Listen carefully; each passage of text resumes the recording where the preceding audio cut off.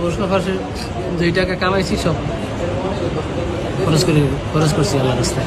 কত বড় টাউট হে দেখুন, হে প্রশ্নপত্র ফাঁস করিয়া যে টাকা পয়সা অর্জন করছে ইগুন বলে আল্লাহর রাস্তায় হে বিলাইয়া দিলাইছে।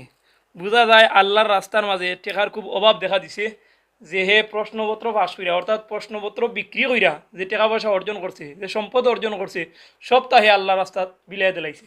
মানে তার এই বাপ সাবে বা তার এই কথাবার্তায় বোঝা গেছে যে তার মতো মনে হয় আল্লাহওয়ালা বাংলাদেশও খুব কম।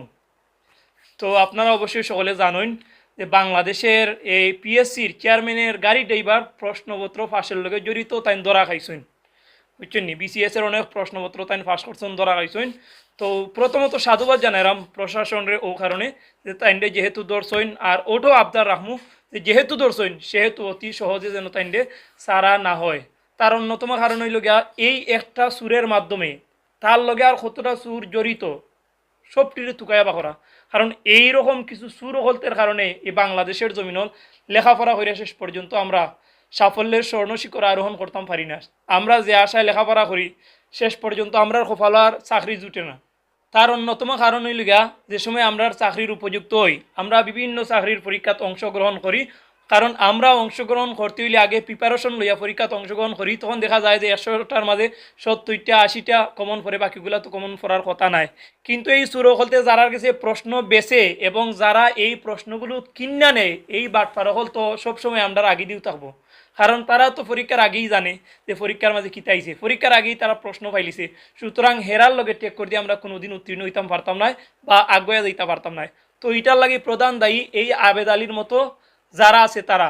যেহেতু এই আবেদ আলীরে ধরা হয়েছে এবং সারা বাংলাদেশের মাঝে একটা হুলুস্থুল শুরু হয়েছে এই আবেদ আলীরে লইয়া, তো আমি আবদার রাহমু প্রশাসনের কাছে যে অগুরে বালা করি দললে নানি এমনিতেই তার লগে সে বা খারা জড়িত আছে এমনিতেই বাড়াই আইব। কারণ পিএসসির চেয়ারম্যানের গাড়ির ড্রাইভার যদি প্রশ্নপত্র ফাঁসের লগে যুক্ত হইতে পারে তাহলে অগুরে দললে উপরে দিয়ে খেয়ে জড়িত আছে আর তলে দিয়ে খেয়ে জড়িত আছে এমনিতেই বাড়াই আইব। এর লাগে তো আমরা প্রায় সময় মানে চিন্তা ভাবনা করি যে প্রশাসনের মাঝে বিভিন্ন ডিপার্টমেন্টের মাঝে সুরহল বাটপারহল কিতার লাগি বড় বড় চেয়ারের মাঝে বহাত মানে হিসাব মিলকিল না। কিন্তু এই সুরে ধরার পরে বা এই সুর ধরা খাওয়ার বাদে অটোমেটিকলি আমরা বুঝতাম পারছি যে বিভিন্ন প্রশাসনের বড় বড় চেয়ারের মাঝে মানে অনেক সুরহল বাটপারহল কিলাইয়া বয়।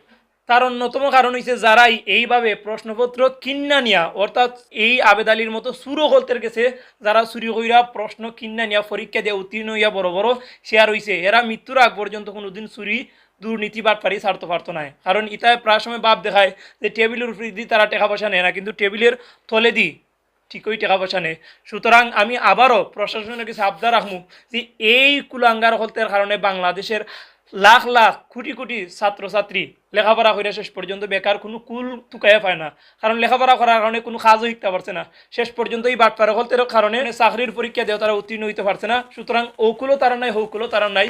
তো এই আবেদ আলীর মতো যারারে গ্রেপ্তার করা হয়েছে বা গ্রেপ্তার করা হইব তারারে যদি দৃষ্টান্তমূলক শাস্তি দেওয়া হয় তখন দেখা যাইব যে আমরা দেশের যে সকল ছাত্রছাত্রী লেখাপড়া করে শেষ পর্যন্ত তারা চাকরির মুখ দেখতে পারবো এবং বাংলাদেশের প্রতিটা চেয়ার তুকি প্রতিটা ডিপার্টমেন্ট তুকি দুর্নীতিবাজ ঘুষখোর সুদখোর আর বাটপার হল অটোমেটিকলি দুলিচ্ছা তুই দিব।